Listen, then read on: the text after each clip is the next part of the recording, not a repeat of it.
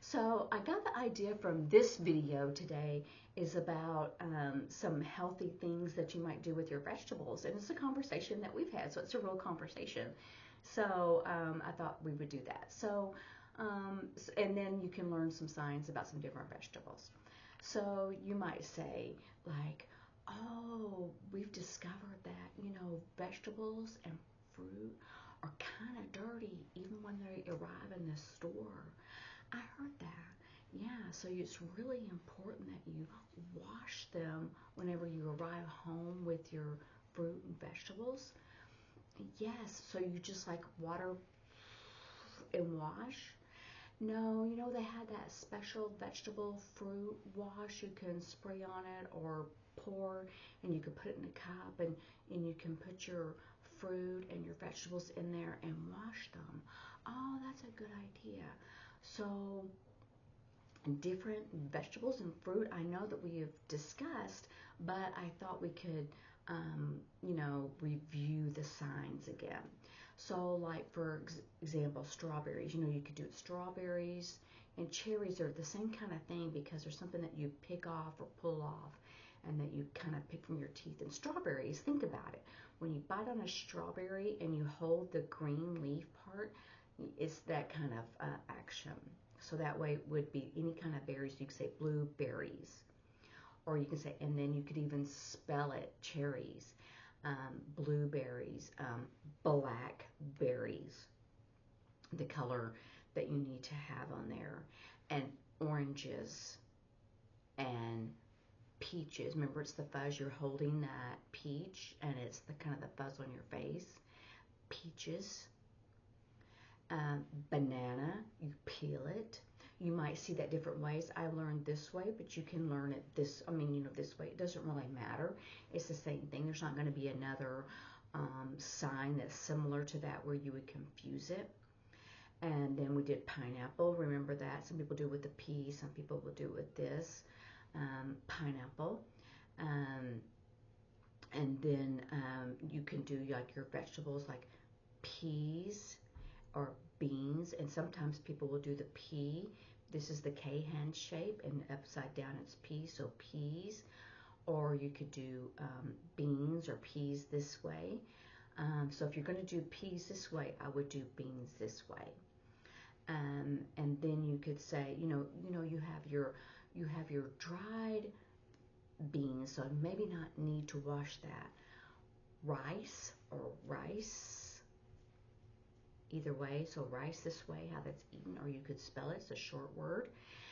You might need to wash it, but I noticed when I buy parboil rice, then it seems to be already washed, so I don't need to do that because sometimes there's bugs, three-hand shape, bugs in the rice. So that's important to wash so you're not eating bugs or maybe some other chemicals. See, hand shape, chemicals. Remember, this is biology, chemistry. It's going to be chemicals. Chemicals. You could say pesticides. So that was really kind of a chemical. So I would use chemical for pesticides unless you want to specifically say a pesticide or a dangerous chemical they spray, on the vegetables or the fruit, that you want to be careful whenever you eat that. Apple, onion, celery. It comes in a stalk. A lot of people will spell it. There's not really a sign. Cucumber, tomato is red and you cut, but it would be smaller, so red tomato. And so I'm trying to think of all the different vegetables we have in our house. And so we have lettuce. This is a kind of a bent 5 on the head. That's lettuce. You can say leafy green vegetables, and that would include broccoli, and that would include spinach. Sometimes there's not these standardized signs because they're not used as often. Brussels sprouts, people, I've seen deaf people will have it like small and they'll say, it's green, looks like cabbage or lettuce, and then and then you can say, yeah, it's Brussels sprouts. But sometimes people, they don't really like to spell a lot, or especially if it's something long, or if they don't know how to spell it, and it becomes to where they go big.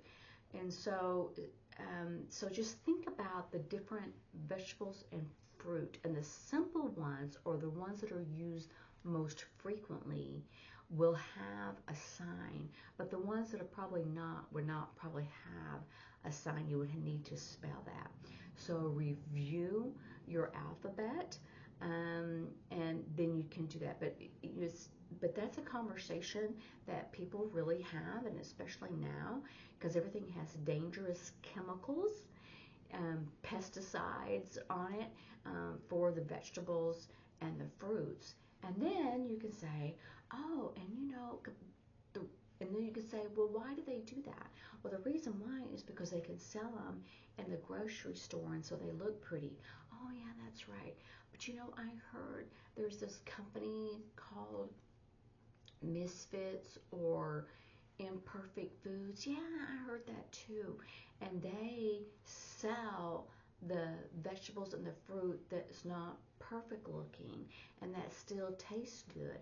I wonder if they have those chemicals on the food or the vegetables. Yes, I'm sure they do. So I think it's important wherever you buy your food, whether it's a farmer's market or the grocery store, or if you buy it online and they send it to you, I think it's important when it arrives that you wash it. And I need to get into the habit too. Oh yeah, me too.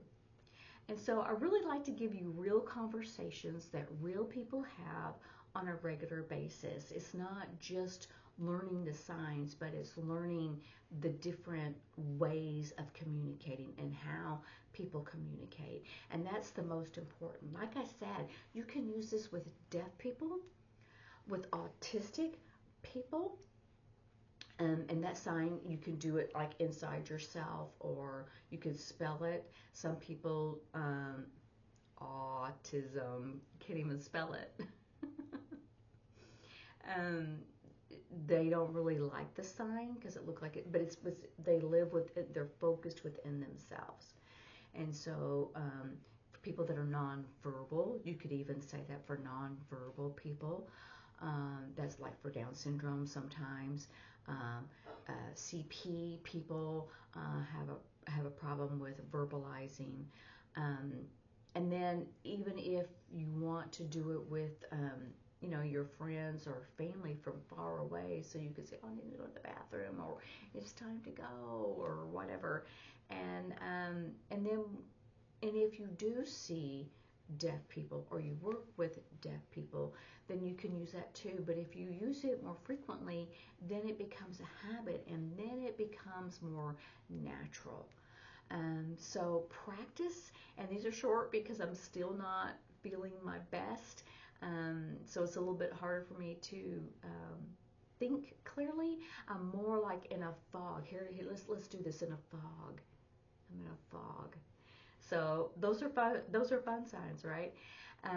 So anyway, so have fun and practice and enjoy it, and really encourage other people to use sign language to communicate with all different kinds of people. They don't have to be deaf. All right. See you later. Bye.